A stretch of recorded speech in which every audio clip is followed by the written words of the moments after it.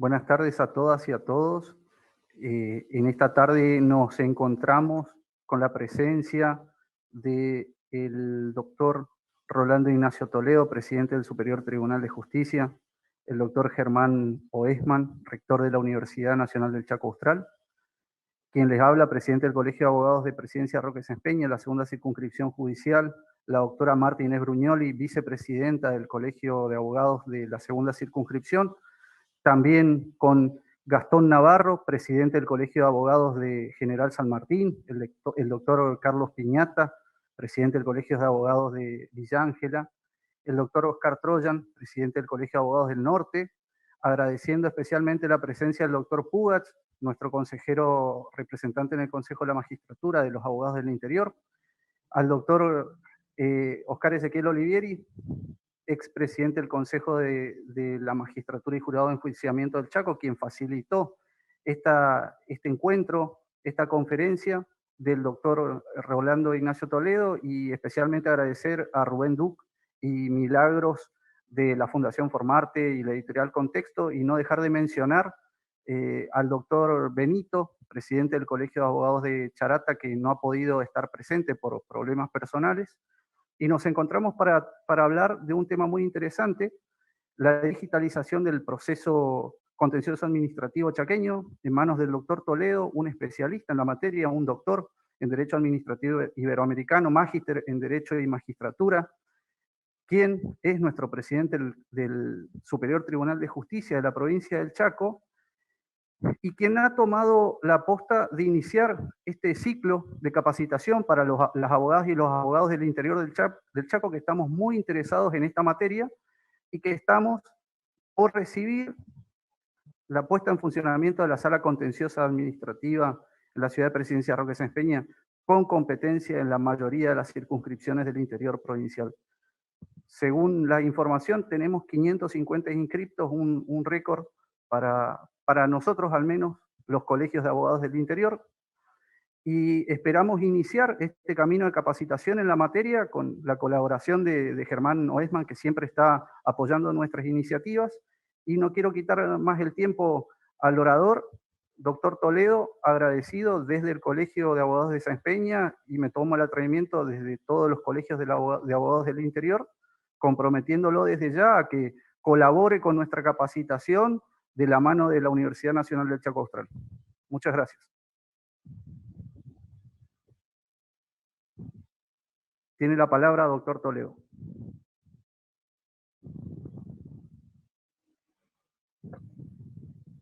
Bueno, buenas tardes. La verdad que un gusto estar con los colegas. La verdad que es un placer para mí como abogado y como miembro del Superior Tribunal de Justicia poder ayudar en el mejoramiento de los conocimientos del quehacer práctico en el ejercicio de la abogacía. Siempre digo de que mis clases, mis charlas son más para desarrollar algún conocimiento más derivado de la experiencia, derivada de tantos años de ejercicio de la profesión y de la magistratura, que de la academia. O sea, yo no doy cátedra, sino que transmito lo que conozco y practiqué. Y gracias a Dios hemos podido en la provincia del Chaco llegar a un nivel de desarrollo procesal electrónico, que es, diríamos, digital, también porque lo digital es solamente el paso último como para validar la actuación que se hace en la actividad judicial ante otras jurisdicciones provinciales o federales. Digo yo, este es el último paso, porque después de lo digital ya todo lo demás es mejoramiento continuo y permanente. Y desapareció el papel, no hay muchos temores de que el sistema tenga problemas. Yo la verdad que también quiero decirles que, sabiendo de lo que me parece que conviene tratar en esta clase de charlas, de conferencias, he tratado de resumir lo que hemos implementado como el derecho procesal electrónico chaqueño aplicado al Código Procesal Administrativo, pero también explicándoles cómo pensamos, cuál es la intención de llevar a la práctica la digitalización en lo contencioso administrativo, que es el actual nombre que tiene el Código Procesal, y que nosotros estamos buscando transformarlo en el Código Procesal Administrativo, que es la nueva nomenclatura que se utiliza universalmente. Nosotros ya hemos trabajado desde hace unos 4 años. En el 2018 se aprobó en una comisión que trabajó en el Centro de Estudios Judiciales un proyecto de Código de Derecho Procesal Administrativo, que es un proceso por audiencia y que contiene todos los adelantos y los progresos y las nuevas instituciones de esta clase de juicio, diríamos. Así que espero que sea bastante claro.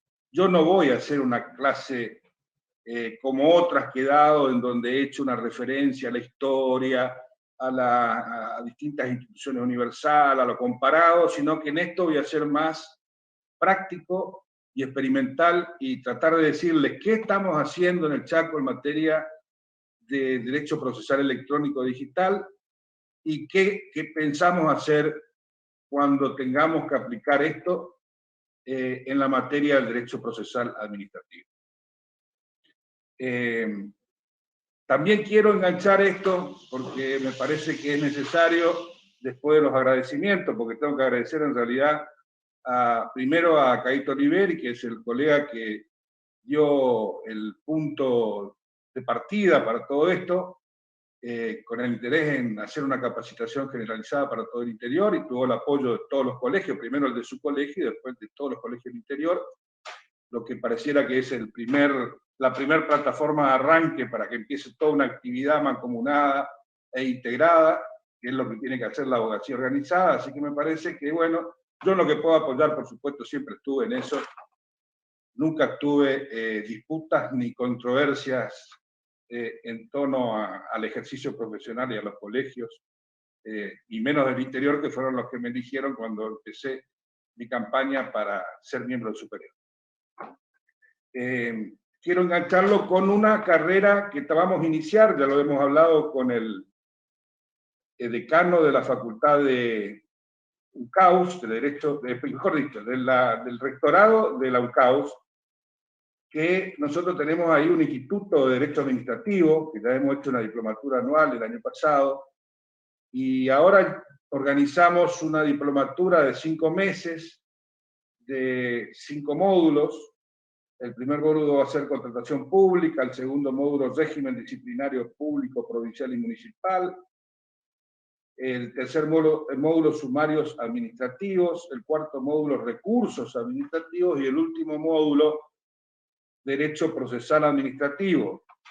Y si puedo, en este último módulo, la última clase, voy a tratar de explicar el proyecto definitivo que tengamos y que vamos a presentar a la legislatura. Así que esas clases, esos módulos van a ser de 2 clases cada una, o sea que son 10 módulos. Con 2 clases mensuales tendríamos 5 meses de la diplomatura. Según consultamos con Germano Esman, puede ser que para junio ya podamos tener aprobado el plan de estudios y la carrera, diplomatura de posgrado, para abogados y procuradores también, por supuesto, y empezar para junio mismo, o si no en julio, o la fecha que los colegios crean que sea más conveniente. Esto en lo general. En lo particular también, un agradecimiento a cada uno de los presidentes y los colegios que apoyan esta actividad, porque en definitiva, como dijo Leandro Arrudi, esto va a servir para los ejercicios en la propia Cámara Contenciosa, que seguramente en este año se va a implementar y va a entrar a funcionar en la localidad de Saspeña. Bueno, dicho esto, comienzo con mi cometido. El trabajo que presento, que lo denominé la digitalización del proceso contencioso administrativo chaqueño, lo puse en esos términos para no denominarlo con la nueva nomenclatura que sería del derecho procesal administrativo chaqueño. Pero bueno, el proceso contencioso administrativo refiere justamente a todos aquellos juicios que tramitan por cuestiones de materia, persona u otras cuestiones en el fuero contencioso administrativo. Como dije, esto que yo les voy a transmitir, que voy a tratar de llegar a ustedes en el conocimiento que quiero que ustedes tengan, es que voy a dividir la charla en dos partes. Una parte va a ser la parte del expediente electrónico propiamente dicho, y otra parte que va a ser allá cuando empecemos con las clases de proceso del derecho procesal administrativo o del contencioso administrativo, esa se va a hacer la segunda parte. Espero que no se haga tan largo, lo voy a tratar de hacer lo más resumidamente posible. No es fácil, porque no es fácil explicar algo nuevo como es el expediente electrónico y tampoco es fácil explicar la aplicación de esto nuevo a una cuestión bastante vieja como es el Código Contencioso Administrativo que tenemos nosotros, que tiene más de 200 años, viene de España y de Francia. Pero bueno, vamos a tratar de hacerlo lo más amenamente posible. Ustedes saben de que a fines del año pasado, antes de Navidad, se promulgó el decreto, por decreto 1849, se promulgó la ley 3286M, que instauró el expediente electrónico en la provincia de Chaco. Esta ley establece los principios generales que contribuirán a la interpretación del cuerpo normativo. La regla es que la totalidad de los actos procesales deberán encontrarse documentados en soporte digital. O sea, hablamos de archivos digitales y no de archivos escritos y en papel. Es una obra de trabajo conjunto de una comisión integrada por jueces del superior, la Asociación de Magistrados del Chaco, jueces, secretarios, agentes de la Dirección de Tecnología de la Información y de la Comunicación, los secretarios de superintendencia y referentes del Ateneo del Estudio Procesal del Chaco, a los cuales siempre estaremos muy agradecidos. La verdad que sin su apoyo e intervención no hubiera sido posible esto que yo considero que es un trabajo muy valioso. Por supuesto que esto fue apoyado por la política institucional judicial del Superior Tribunal de Justicia en pos de atender y dar respuesta continua a las necesidades del servicio público de justicia. La innovación con la implementación del expediente digital contribuirá al objetivo imprescindible en la hora actual para hacer efectivo el mandato constitucional que dice nuestro preámbulo, de asegurar la tutela judicial efectiva y en el futuro continuar profundizando la digitalización de la justicia con los beneficios que conlleva certeza, inalterabilidad y fehaciencia. Estos son uno de los principales atributos del derecho procesal electrónico y digital. La ley regula los aspectos esenciales y generales de la digitalización y delega en el Superior Tribunal de Justicia su implementación progresiva y constante mediante la reglamentación que se dicte, complementándose con las vigentes, por ejemplo, en notificaciones electrónicas, escritos INDI, firma digital o electrónica, comunicaciones entre tribunales provinciales y de otras jurisdicciones, etc. Consagra la digitalización, oralización y despapelización coordinada, progresiva y constante. Por supuesto que yo les quiero hacer la advertencia, ya en este principio, de que un sistema electrónico procesal no es parecido a lo que nosotros teníamos.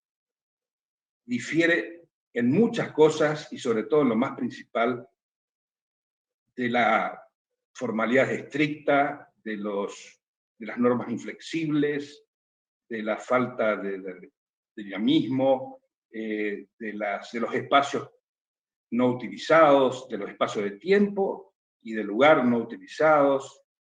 Tiene una transparencia inevitable hacia la gente que interviene en el proceso y de los integrantes de la oficina judicial o del tribunal. Y por lo tanto, esto va a llevar su tiempo para que rinda efectivamente sus frutos. Pero lo que tiene de bueno, sin dudas, y sobre todo para los abogados, es que cada abogado va a tener su carpeta de su juicio en el sistema digital. El archivo electrónico va a estar a su disposición como a todos los que operan e intervienen en cada proceso. Y por otra parte, con una igualdad total, porque ese expediente electrónico que va a contar el abogado y que va a estar a disposición del abogado y si él lo quiere, lo tendrá en su computadora o en su smartphone o en el elemento que utilice para estas herramientas, así lo podrá hacer en par de igualdad con los fiscales, con los defensores, con los jueces, con los peritos y con todos los otros interesados o partes que intervengan. La digitalización, oralidad y especialización son los tres principios, las tres patas en las que se apoya el proyecto. Son inescindibles e insustituibles para mantener la estructura del nuevo sistema. Si se mengua o se disminuye cualquiera de los tres, va a caer en su efectividad y eficacia todo el sistema. Por supuesto que lo primero es el aprender a despapelizarse, porque si se quiere seguir con el papel conspira a perpetuarse. Hace todo para quedarse. O sea que hay que hacer un gran esfuerzo para dejar de lado el papel y empezar a utilizar toda la tecnología, los archivos y los instrumentos y herramientas digitales.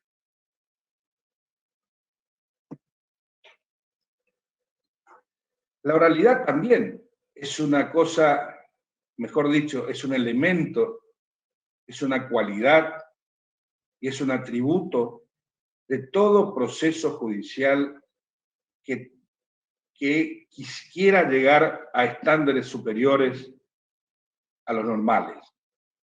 Porque en la oralidad se encuentran condiciones, se encuentran razones y soluciones que no hay en el papel. La inmediación significa que se ve a la gente que trabaja y que está actuando, interactuando en el juicio, y a los testigos, y a los peritos, y a todos los auxiliares de la justicia que intervienen de manera directa, con las sensaciones que provienen de los sentidos comunes, pero además de las impresiones que marcan la inteligencia emocional. Se perseguirá expandir la digitalización a la totalidad de los actos procesales que integran los distintos procesos o juicios de cada fuero, priorizando la oralidad y persiguiendo despapelizar. Legalidad, y hay otro principio que también yo quiero recalcar, porque esto tiene que ver y está enlazado con la estrategia que tomamos al llevar a la Cámara de Diputados el proyecto de ley de Código Procesal Electrónico. Nosotros teníamos la intención de que ese Código Procesal Electrónico se aplique a toda la clase de juicios que hubieran que no fueran penales, porque ya el penal tiene su sistema del año 72 que se fue ayornando paulatinamente, se transformó en acusatorio y tiene un sistema SIGI integrado que funciona muy bien, así que ahora lo estamos incorporando también al interior, a todo el interior, Así que esto que nosotros queríamos era tener una herramienta como para que transversalmente podamos ocupar el mismo código para todas las materias. Por eso empezamos con civil comercial, ahora ya les voy a decir cómo estamos. El próximo paso va a ser familia, derecho de familia, la resistencia, y no resistencia, toda la provincia vamos a tratar de hacerlo porque son pocos juzgados y creo que todos tienen la misma problemática. También, posteriormente, vamos a tratar de hacerlo en el contencioso administrativo, en el derecho procesal administrativo, y por último vamos a ir a lo laboral, no porque no consideremos que lo laboral no sea importante, todo lo contrario, sino porque para esa fecha, más o menos mayo, junio, vamos a inaugurar el nuevo edificio del Tribunal en Resistencia y entonces no queríamos tener el código o aplicar el código antes de que se produjera el traslado total de las oficinas y pudieran ya empezar con todo lo nuevo. Esto de la legalidad y adaptabilidad de las normas procesales, ¿por qué está ligado a lo que les dije? Porque la intención del proyecto y la intención de lo electrónico es tratar de que los procesos sean todos por audiencias, que todo lo que no se pueda hacer en audiencia sea muy, muy raro, o sea la excepción, y que ocupe muy poco tiempo, o sea que hay que tratar de que las dos audiencias, la preliminar o la del empiezo de la causa y la última o de vista de la causa, sean la primera en la que se enlace la controversia, o sea, se entable la materia litigiosa y se purifique la misma y se determine específicamente cuáles van a ser las pruebas que se van a producir. Con lo cual, queda un periodo entre esa audiencia y la final muy corto, que puede llegar a ser de un mes, pongámosle 2 meses, para producir toda la prueba que no se puede hacer en la vista de la causa y preparar todos los elementos necesarios para hacer también el alegato final. Y después ya viene la otra audiencia, que es la de vista de causa, que tanto la primera como la segunda audiencias van a ser videograbadas, y que significa que cada parte, la parte actora, la parte demandada, los terceros intervinientes, los peritos que intervienen, toda la gente que intervenga en el proceso y tenga interés, van a tener los mismos archivos electrónicos de las videograbaciones, incluyendo las videograbaciones de las dos audiencias. Esto quiere decir de que todos los institutos que nosotros conocíamos procesales, y que algunos eran bastante rígidos, y el sistema de plazos, y el sistema de hasta cuándo se puede producir tal prueba, y hasta cuándo se puede alegar, y eso necesariamente va a tener que tener ciertas modificaciones dinámicas para adaptarse a lo que vaya pasando, particularmente en cada proceso. Del juez, ejercitando sus facultades de dirección del proceso, y respetando el derecho de defensa al juicio y el debido proceso legal, deberá ir tomando caso por caso y paso por paso las medidas que correspondan. Esto es, en síntesis, lo que significa legalidad y adaptabilidad de las normas procesales. Los tribunales deberán actuar con arreglo a lo dispuesto en los códigos procesales de cada fuero, por supuesto, los códigos van a seguir vigentes. Ante vacíos legales, recurrir a las normas constitucionales y tratados incorporados a la Constitución Nacional. Y la adaptabilidad de las formas implica favorecer la flexibilidad en la aplicación de las normas procesales tendiente a la consecución efectiva de la meta del proceso e implementación de la digitalización y oralidad. ¿Qué quiere decir esto? ¿Cuál es la meta del proceso? Llegar a la sentencia definitiva. Y si es posible, con el ajuste mayor a la verdad real o a lo que sucedió realmente. Y a las pautas de justicia y equidad. Ahora, ¿qué quiere decir que el juez no puede vulnerar el debido proceso legal? Y bueno, el debido proceso legal todos sabemos lo que es, que tiene que haber una demanda, una contestación de demanda, si hay reconvención, una contestación a la reconvención, tiene que haber ofrecimiento de prueba, la aceptación o denegación de las pruebas, la producción de las pruebas, la alegación sobre el mérito de las pruebas, y después la sentencia definitiva. Todo ese curso con igualdad de las partes, sin afectarse los principios dispositivos en cuanto estén en juego, sin afectarse las reglas de orden público ni de interés público. Así que, en principio, ya vamos a ver, ahora al pasar de la Firmina, cómo ha sido un poco nuestra historia provincial en cuanto a todo esto de cómo se vino aplicando. Esto también es muy importante, comunicación y lenguaje. Ustedes saben y hace tiempo que el Superior Tribunal de Justicia, en general, muchos operadores, y muchos jueces, y muchos abogados, y muchos profesores que nos han enseñado y que nos han ayudado, recomiendan de que, sobre todo los órganos judiciales, redacten las resoluciones y la sentencia con construcciones sintácticas sencillas, sin perjuicio del mérito técnico. Se puede hablar con el entendimiento que tiene una persona de estudio secundario o medio, sin dejar de aludir a la técnica. Todo se puede explicar para que todos entiendan. Es cierto, algunos dicen que el derecho es una ciencia social y jurídica y por lo tanto tiene su método y también tiene su lenguaje. Muy cierto. Pero la ciencia y su lenguaje es cuando se utiliza para adentro, para los que somos científicos y para los que ejercemos el derecho. Pero para afuera, para la sociedad, que debe entender qué es lo que hacemos los jueces y los auxiliares de justicia y también qué hacen los abogados, el lenguaje tiene que ser accesible, no hay duda.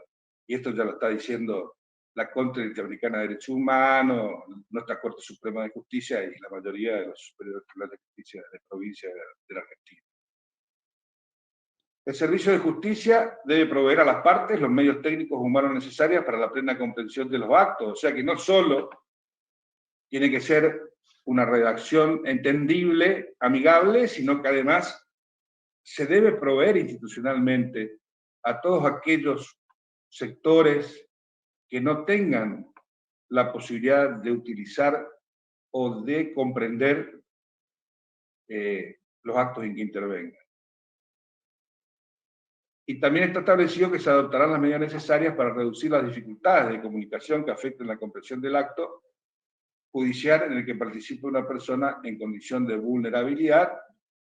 Hay muchas situaciones de vulnerabilidad y tendremos que tratar de superar las disminuciones en la comunicación o en la comprensión de cada una de ellas. Si no, se afectaría la defensa en juicio y el principio del debido proceso legal. Bueno, ahora entramos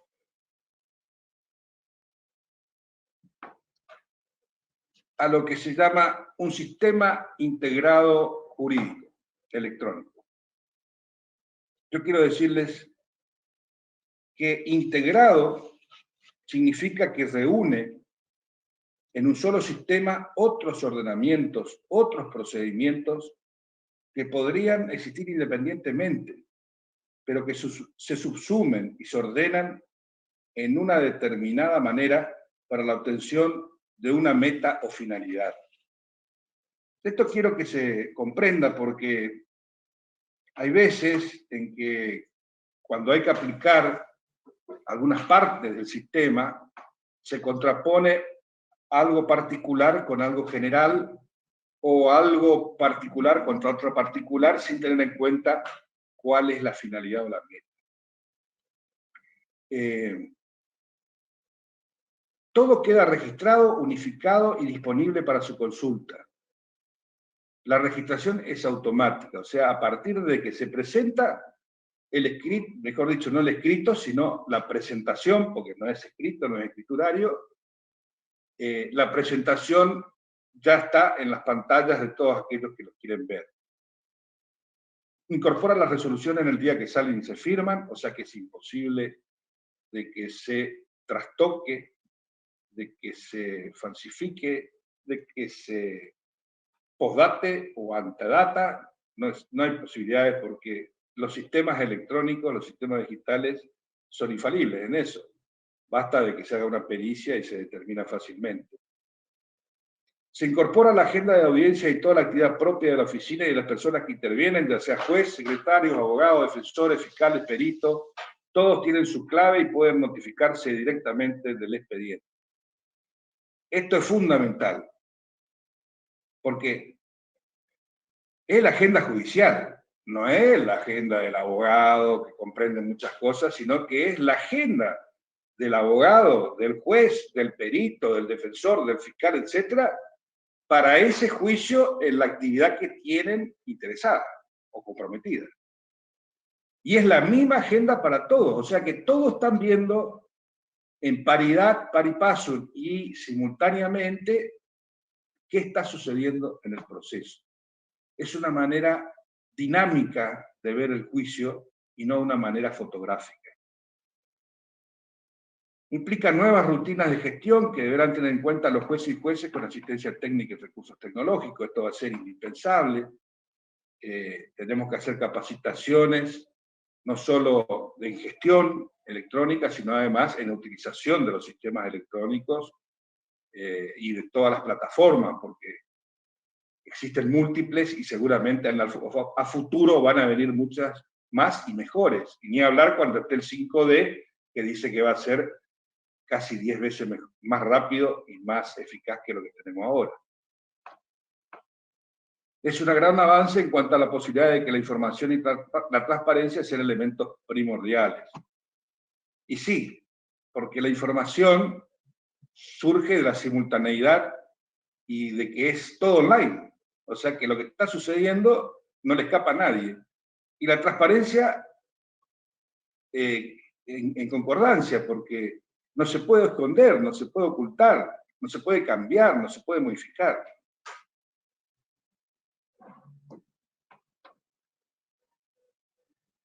En la actualidad la digitación se está aplicando, mejor dicho, nosotros empezamos a aplicar en el Superior Tribunal de Justicia, la primera resolución fue hacerlo como prueba piloto en los juzgados 15 y 17,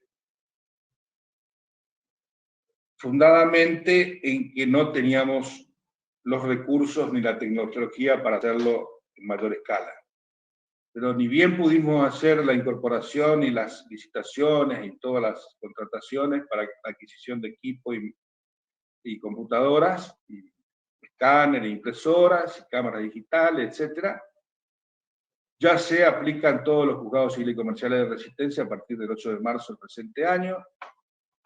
En este mes tenemos pensado trabajar ya con los juzgados de familia, y si terminamos en abril o a principios de mayo, seguidamente empezaremos con lo contencioso administrativo provincial para finalizar, como les decía, en la justicia laboral.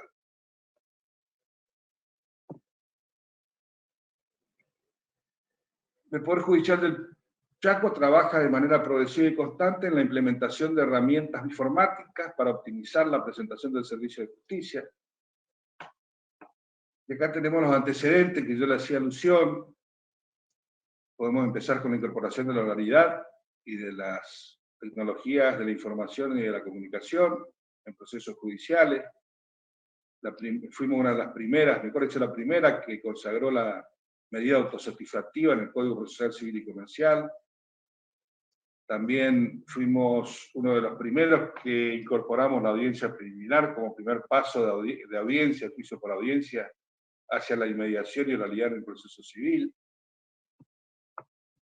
En el fuero laboral replicaron la audiencia preliminar de lo que era en el civil, o sea, ellos no tenían en su proceso laboral la audiencia preliminar, pero nosotros como Superior Tribunal de Justicia y con consentimiento de las cámaras de apelaciones, les indicamos que lo hagan aplicando en subsidio el Código Procesal Civil y Comercial Y esa utilización de la audiencia preliminar sacó del pozo a los juzgados, sobre todo de resistencia, que tenían un colapso notorio. Y desde entonces, desde esa fecha, entendimos de que lo mejor eran los juicios por audiencias y la tendencia a la realidad y a la despapelización. Y ahora con la pandemia, obligados, porque esto es cierto, obligados, tuvimos que asumir la utilización y el resguardo de las herramientas electrónicas y digitales. Doctor, disculpe que lo interrumpa. Sí. No, si tiene alguna dificultad para compartir la pantalla, háganos saber, porque si está leyendo alguna filmina, no estamos viendo nosotros. Ah, ¿no están viendo? No. Perdón. Ah, entonces no puse compartir la pantalla. Espera un momentito. ¿Qué es? Espera un poquito. Perdón. No, doctor, por favor. Lo había dicho antes. Bueno.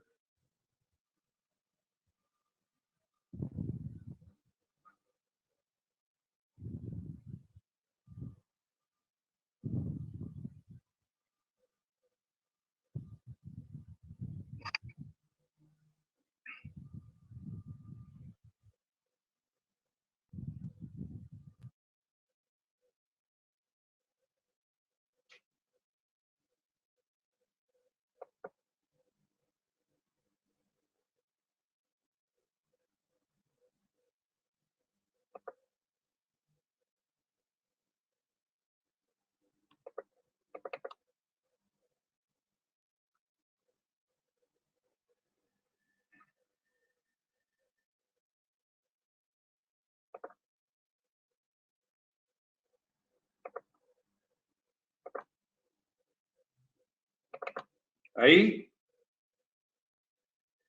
¿Se ve ahí? Doctor, sí, perfecto. Bueno, gracias, doctor. Voy a hacer una cosa.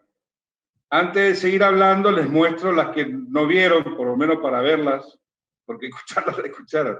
Sí, perfecto, doctor. Gracias. Adelante. Gracias por el aviso. Bueno, esto era lo que les decía del repaso, de la promulgación del decreto que promulgó la ley, la comisión que hizo el proyecto, es que es un principio apoyado por todo el Superior Tribunal de Justicia como política jurídica institucional, que tiende a asegurar la tutela judicial efectiva, certeza, integridad y fabiciencia, digitalización, analización, realidad y despapelización son la estructura del sistema actual. Cualquiera que decaiga va a traer perjuicios. La despapelización hay que practicarla ni bien se pueda desde el inicio. El papel tiende a perjudicar lo electrónico. Legalidad y adaptabilidad a las normas procesales, que se lo había coligado con la estrategia de hacer un sistema transversal que sirva para todos los fueros y para todos los códigos, sin perjuicio de que en lo específico se utilice el código procesal de la materia, por supuesto. De todas maneras, siempre el juez va a tener que ir determinando caso por caso y paso por paso qué es lo que corresponde. Viene un protagonismo activo y un protagonismo constructivo, un protagonismo finalista, un protagonismo valorativo del juez. La actividad del juez en lo que viene va a ser mucho más comprometida con la suerte del proceso, no hay dudas.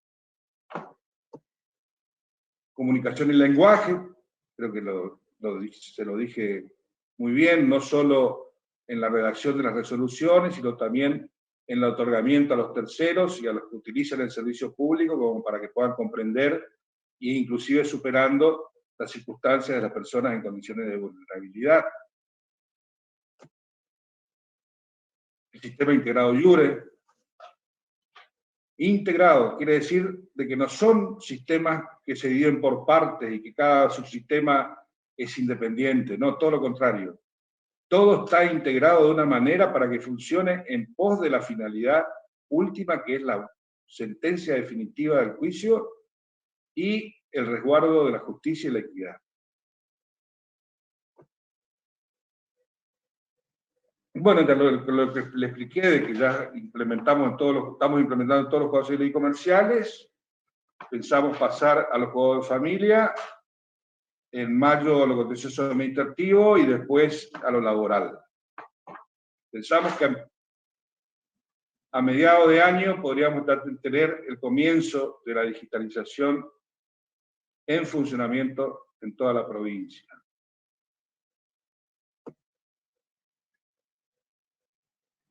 Fundamentos de la ley.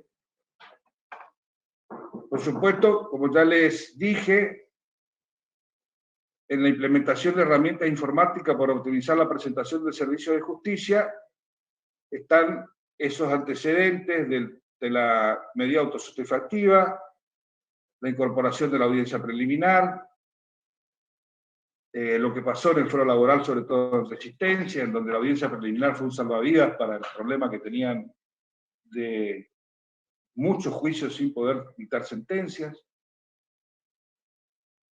Los últimos avances legislativos, sanción del Código Procesal, Civil y Comercial, incorpora la notificación electrónica, la subasta electrónica y audiencia de vista de causa, entre otras. Los códigos de niñez y adolescencia y familia para los fueros civil y penal, con los cuales quedó definitivamente instalado el camino hacia la realidad, digitalización y consecuente despapelización.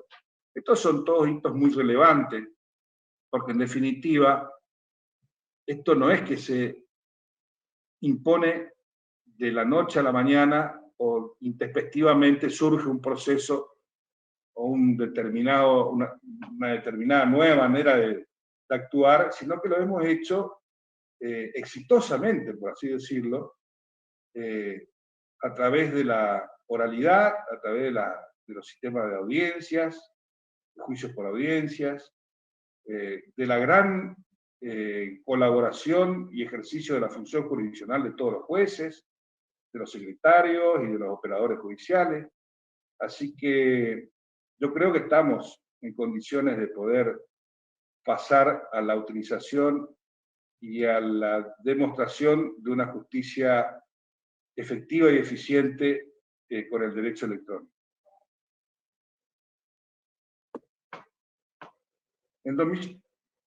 Bueno, seguimos con los antecedentes, que en el 2013 se puso con el SIGI, que fue desarrollado por la Dirección de Tecnologías de nuestro Poder Judicial para el proceso penal oral, que ahora lo estamos también implementando en el interior.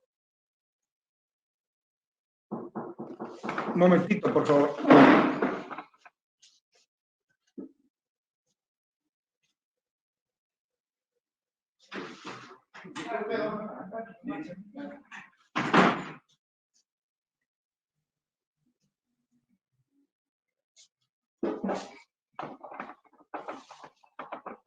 Perdón.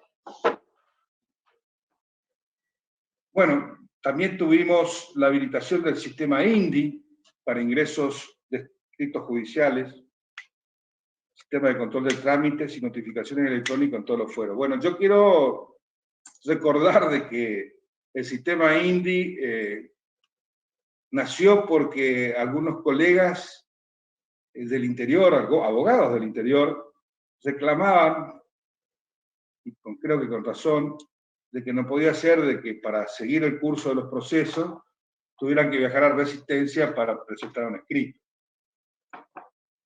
Así empezó como un sistema de que la gente del interior pudiera presentar ingresos, pudiera ingresar los escritos por vías digitales, sin tener que ir sobre todo a Resistencia, ¿no? Pero después ese sistema increíblemente creció, ya también desde Resistencia a otros lugares se usaba, y se extendió a un sistema de control de trámite y de notificaciones, y bueno, dio base a este sistema IURE que tenemos ahora. También la videograbación de las audiencias de vista de causa, porque nosotros cuando ya veíamos que podíamos empezar a implementar la digitalización y la realidad, hicimos una inversión para las salas de audiencia que teníamos en los edificios de los tribunales y le colocamos cámaras digitales y sistemas de grabación de muy buena calidad. Sí, hicimos una licitación internacional donde se presentaron empresas, ganó una empresa española que después no pudo cumplir, así que en definitiva la terminamos adjudicando a una empresa argentina muy buena y que es la que actualmente sigue ofertando esos servicios. También se continúan realizando ajustes para que podamos implementar un sistema de registro electrónico de sentencias definitivas e interlocutorias para suprimir esos enormes libros en donde constan todos los pasos y todos los trámites y todas las sentencias y resoluciones de cada uno de los expedientes, que es casi imposible de consultar. Bueno, hacia la digitalización del Poder Judicial del Chaco. Esto desde marzo hasta ahora seguimos dictando resoluciones indispensables en el actual contexto de aislamiento, profundizando el trabajo y gestión judiciales utilizando las nuevas herramientas tecnológicas para tantos actos jurisdiccionales, para todos los órganos judiciales y la recepción de las presentaciones de los abogados, peritos, partes, síndicos, auxiliares de justicia. Paralelamente, fuimos progresando a través de convenios para tener la actividad por vía electrónica, de oficios electrónicos en el registro de la propiedad inmueble, también con la FIP, y ahora últimamente a través del Instituto Federal de Tecnología y Justicia, hicimos un convenio con el RENAPER que permitirá a todos los jueces encargados de registros provinciales, a través de esos oficios electrónicos, pedir y obtener los datos de identidad de las personas que son necesarios en los procesos correspondientes.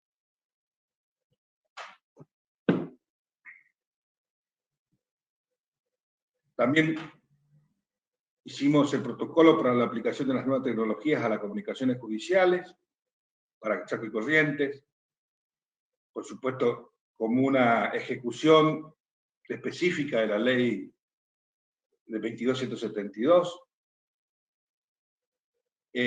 Creamos, implementamos proteger un sistema de registro de medidas cautelares en casos de violencia de género, registro digital, que entonces facilita enormemente que todas aquellas medidas que coincidan en los sujetos pasivos o activos puedan ser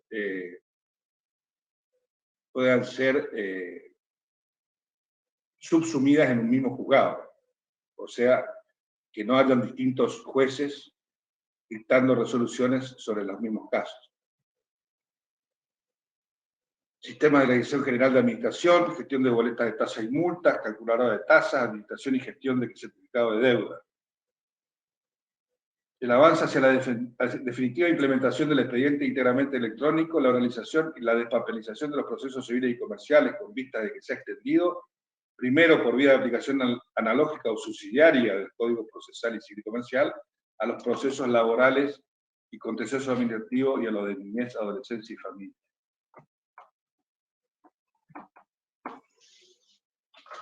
Bueno, esto yo lo que le decía de que la pandemia, con todo lo malo que trajo, nos obligó a hacer algunas cosas nuevas y buenas.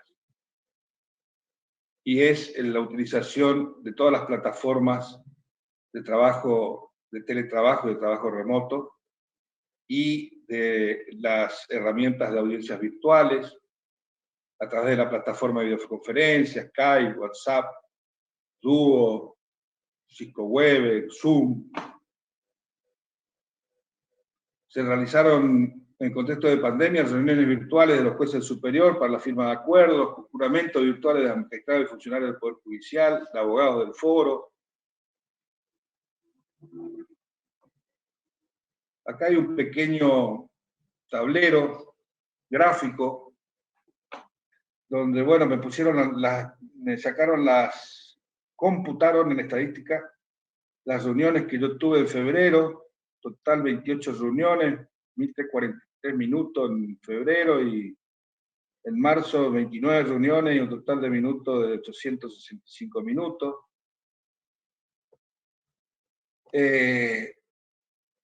Salas virtuales iniciados por miembros del Superior Tribunal, sorteo de salas, juramento de profesionales. Ahí están todos los que hemos realizado en febrero, 312 participantes, en marzo 128.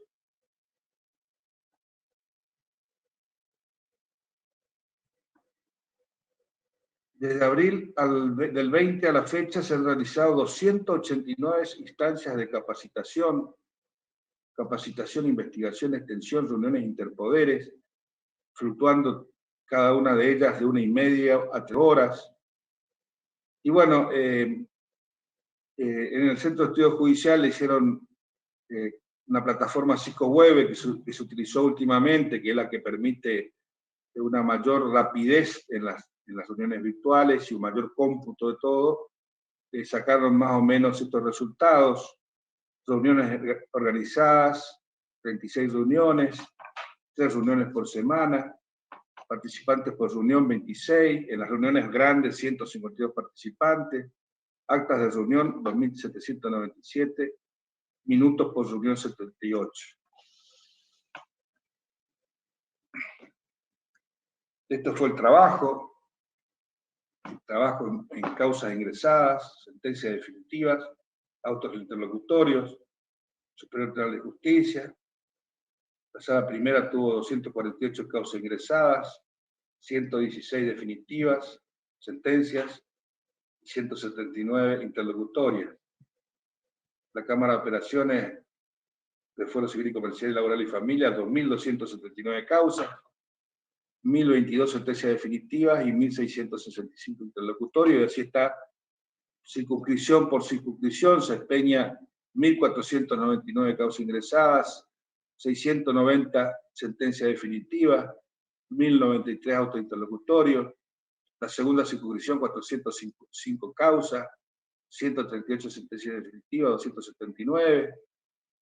La tercera circunscripción, 116 causas, 82 definitivos, 80 interlocutorios.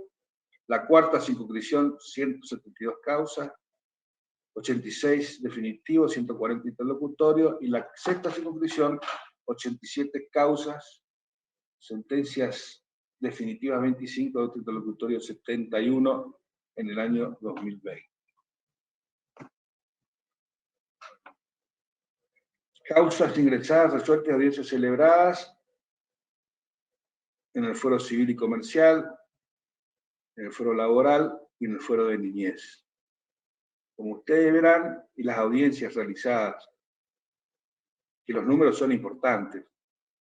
Yo les quiero decir a ustedes que el Chaco después es la segunda provincia que más litigios tiene en la nación argentina, después de Salta. Y tenemos más tribunales que Salta, o sea que somos la provincia que más tribunales tiene, sumando todo lo que hay en la provincia, incluyendo justicia de paz.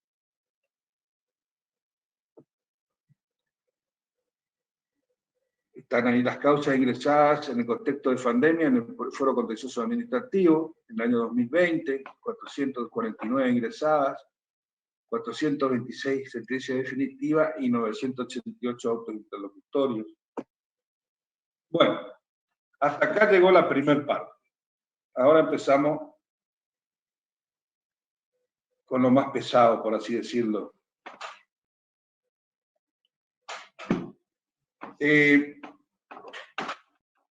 Yo les quiero decir algo para que ustedes tengan rápidamente y fácilmente una visión de lo que sucede con lo que se denominaba lo contencioso administrativo y lo que ahora se denomina el derecho procesal administrativo. Y para amenizar un poco les voy a contar que yo cuando empecé a estudiar Derecho Administrativo General se daba en segundo año, y el Derecho Administrativo aplicado especial era el Derecho Administrativo 2, se daba en tercer año. El profesor era Gustavo Revidarte, un profesor extraordinario del presidente, tratadista y formulador de unos proyectos muy adelantados y progresistas en la legislación correntina. Pero cuando nos dio, por lo menos a mí la impresión que me dio cuando empezó la primer clase, que tenía que explicar lo que era lo contencioso administrativo, nos hizo estudiar de un libro que me recuerdo hasta ahora, que era de Argañarás. Y verdaderamente, para saber lo que era lo contencioso administrativo era como una ciencia oculta, la verdad. Tantas opiniones divergentes. Lo único que más o menos era coincidente entre los autores era que era parte integrante del derecho público, que la mayoría de los procesos intervenía el Estado, eran cuestiones de interés público, de orden público, y de que la materia controvertida tenía más que ver con el derecho distributivo que con el derecho común. Lo cierto es que nadie pudo explicar, como dice 10, por qué se hablaba de contencioso administrativo cuando en ninguna otra clase de materia se hablaba de contencioso. Se hablaba de derecho procesal, para lo civil comercial, para lo penal, para familia. Y la verdad es que lo contencioso administrativo viene de Francia, porque como Francia no tiene poder judicial independiente, tiene una Corte de Casación que es administrativa, jurisdiccional, y no tiene recursos de la justicia, o sea, se resuelve todo en la Corte de Casación, que es la Corte máxima en la parte administrativa, pero son organismos administrativos, no son judiciales. Y por eso, por ese rezago de la denominación de Francia, y como había una especie de iluminismo francés, todos los autores hablaban de la Corte de Casación, inclusive los institutos más importantes del derecho administrativo provienen de fallos de esa Corte, y la denominación de sus institutos son en francés, que llegaron hasta, diríamos ahora, casi 200 años, con lo mismo, digamos. Por eso digo que es muy difícil de explicar un proceso que viene como una rémora de un revisionismo. O sea, era una obligación del Poder Ejecutivo, del soberano, resolver en última instancia con justicia y equidad, pero sin órganos jurisdiccionales, sin órganos independientes judiciales. Por eso nosotros tenemos que utilizar derecho procesal. Lo nuestro viene del derecho norteamericano, del derecho de la República, de los tres poderes. La revisión de los actos de los otros poderes es del judicial, así que esto es lo que fundamentalmente cambia el panorama de lo nuevo derecho procesal administrativo.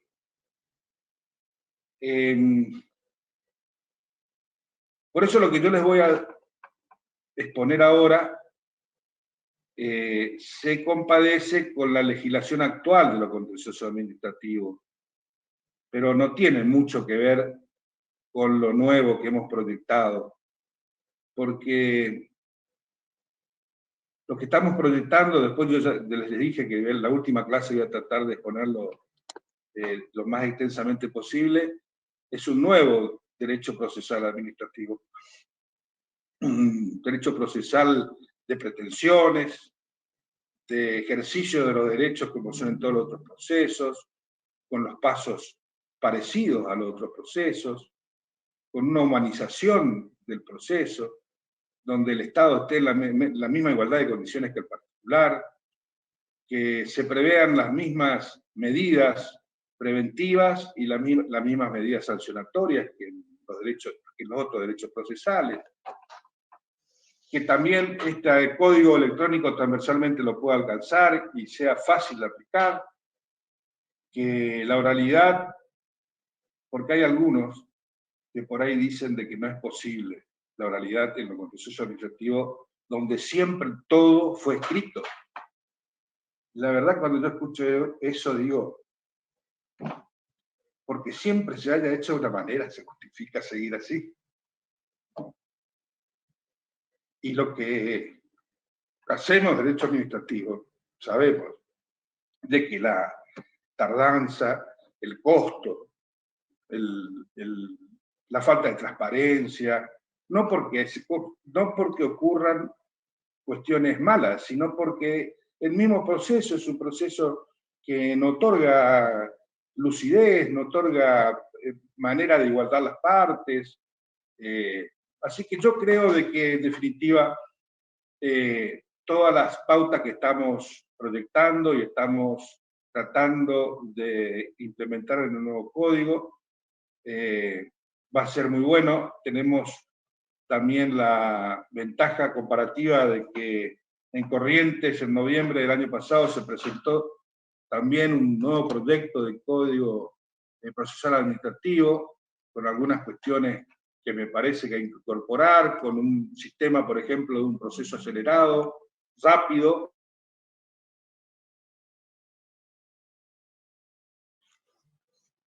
Bueno, retomamos. Gracias por la paciencia. Tuvimos un problema de conexión, pero ya retomamos la conexión y le cedo la palabra al doctor Toledo para que continúe con su exposición.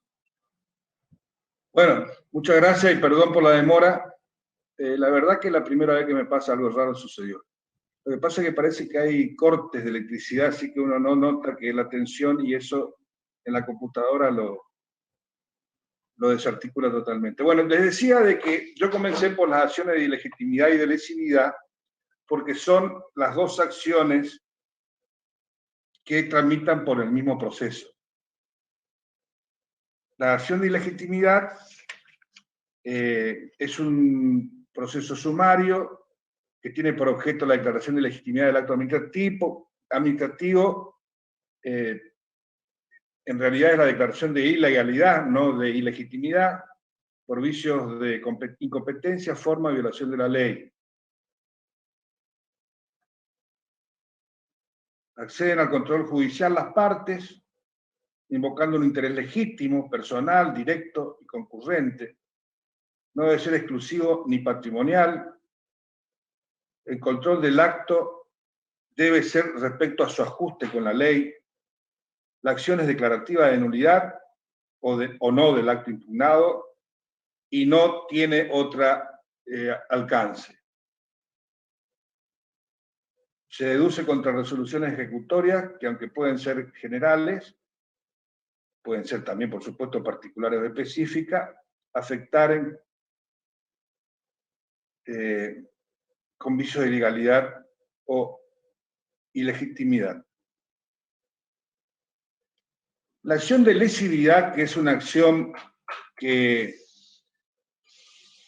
nace como un sistema de impugnación, de posibilidad de impugnación por parte de la administración pública respecto de aquellos actos viciados que han sido notificados y que han dado derechos adquiridos a las partes y por lo tanto no pueden ser revocados ni anulados por la propia administración pública, sino tienen que ir a la justicia a pedir la anulación o la revocación del acto, es justamente también un trámite que la ley nuestra, la provincial, la comenzó allá en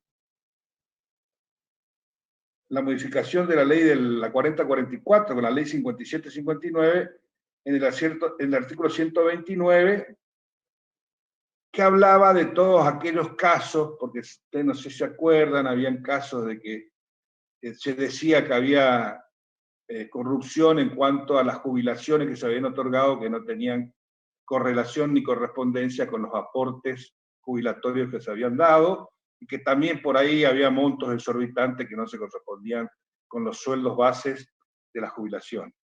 Y por eso se iniciaron una serie de juicios a través de esta ley de lesividad en contra de todos aquellos que se decían que habían sido beneficiados por actos viciados de nulidad absoluta. Pero después,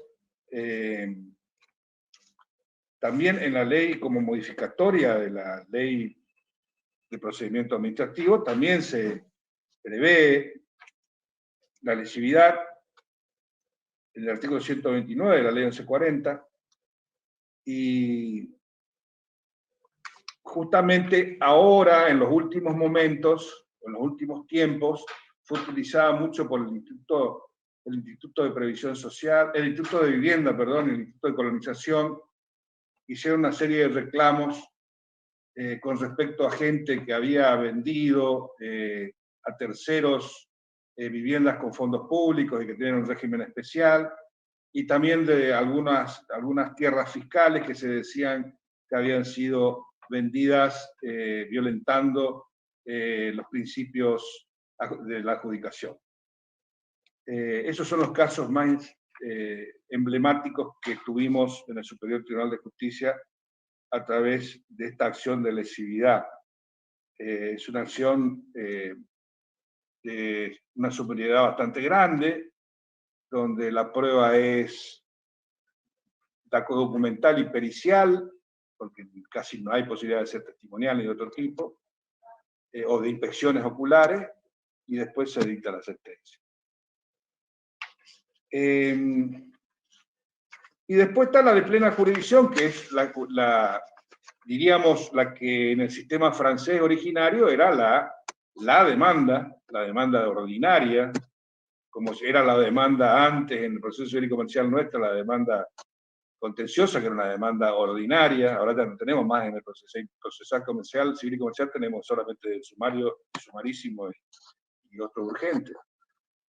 Pero bueno, en el donde se controvierten estos juicios distintas pretensiones contra la administración pública, que persiguen no solo la declaración de ilegitimidad de la actuación de la omisión de la administración, sino también el resarcimiento de los daños y perjuicios derivados y causados por actos atacados.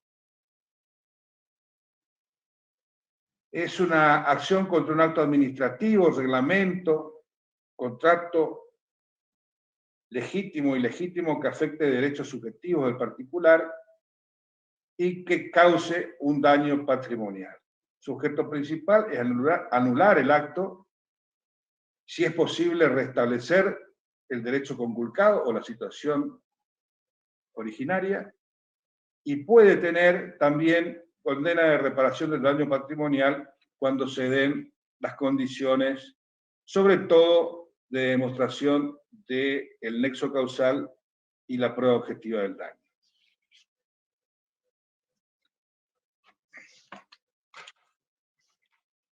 También están otra clase de procesos que actualmente tramitan en el Fuero Contencioso Administrativo chaqueño. Ahora la ley era ante la 848, ahora según el nuevo sistema de numeración, 135A. Podemos nombrar el proceso cautelar típico, que es la suspensión del acto administrativo, que normalmente acaece simultáneamente con la interposición de la acción procesal administrativa, donde los interesados pueden pedir que se decrete la suspensión de la medida que la motiva, rindiendo fianza personal o real bastante. Es la medida típica propia del proceso contencioso administrativo y se sustancia con una vista previa a la otra parte, antes de la decisión. También están los procesos urgentes, como son todos los procesos de amparo, de la ley 877B, que es la ley de amparo provincial, y como ustedes saben, procede contra todo acto de omisión de autoridad pública o particulares que en forma actual o inminente restringe, altere o amenace, lesione con arbitrariedad o ilegalidad manifiesta los derechos y garantías reconocidas por la Constitución Nacional o Provincial o los tratados. Es un juicio sumarísimo, abreviado, y se aplican plazos que son de 48 horas, salvo ya cuando están en la etapa recursiva extraordinaria. Están los mandamientos de ejecución, previstos en el artículo 125 de la Constitución Provincial, y regulado en la ley 543A, de acuerdo a los cuales toda persona física o jurídica que se considere con derecho de interés legítimo, que sufriera un perjuicio material, moral o de cualquier naturaleza, por el incumplimiento del deber de un funcionario podrá requerirle en forma fehaciente que ejecute él o los actos que la ley o la ordenanza le imponen dentro del plazo que las normas establezcan, y si no existiera plazo, es el que resulta de aplicar la ley 179A. También están todas las medidas cautelares previstas en el Código Civil y Comercial, que tienen recepción jurisprudencial en el foro contenciosa, embargos preventivos, anotación del litis, medidas no inactivas, cautelares genéricas, autosatisfactivas, que todos se rigen de acuerdo a las normas supletorias del Código Procesal Civil y Comercial. También hay una intervención como tribunal de alzada en diferentes ramos, como son los recursos directos por aplicación de la Ley de Defensa del Consumidor, metrología legal, lealtad comercial, tarjeta de crédito, de acuerdo a la Ley 31 de la Ley 2068. Entienden los recursos de apelación interpuestos contra las acciones aplicadas a la Secretaría de Comercio, dependiente del Ministerio de Industria, Empleo y Trabajo de la provincia. Actúa como tribunal de alzada y es la primera instancia judicial que debe revisar la legalidad de la sanción administrativa impuesta por la autoridad de aplicación. Se resuelve en 20 días hábiles y en esta instancia se aplican las disposiciones del Código Procesal Civil y Comercial del Chaco. También hay recursos por el régimen de tránsito y seguridad vial en relación a las apelaciones contra sanciones por infracciones de tránsito aplicadas por las autoridades pertinentes, y se las resuelve con la consulta de las constancias de la causa y la medida de mejor prever. También como tribunal de disciplina, especialmente en el ejercicio de la profesión de abogados y procuradores, en relación a los recursos de apelación que se interpongan contra la sanción derivada de dicha ley. El artículo 20 de la ley 2275B establece que la Cámara en lo contencioso administrativo actuará en primera instancia como tribunal de disciplina en las primeras instituciones judiciales. En el 22 se prevé que el procedimiento está previsto en el Código de Procedimiento Administrativo, adecuando a la reducción de plazos procesales e impulso de oficio un término máximo de duración de 3 meses. Bueno, para finalizar, yo les quería decir de que, bueno, como reconocí de que la pandemia nos trajo algunas cosas que no son malas, y nos ha hecho resilientes, sin duda, creo que tenemos que presentar la innovación como una herramienta para adaptarnos y mantener nuestra capacidad de respuestas frente a los requerimientos o para mejorarla o incrementarla.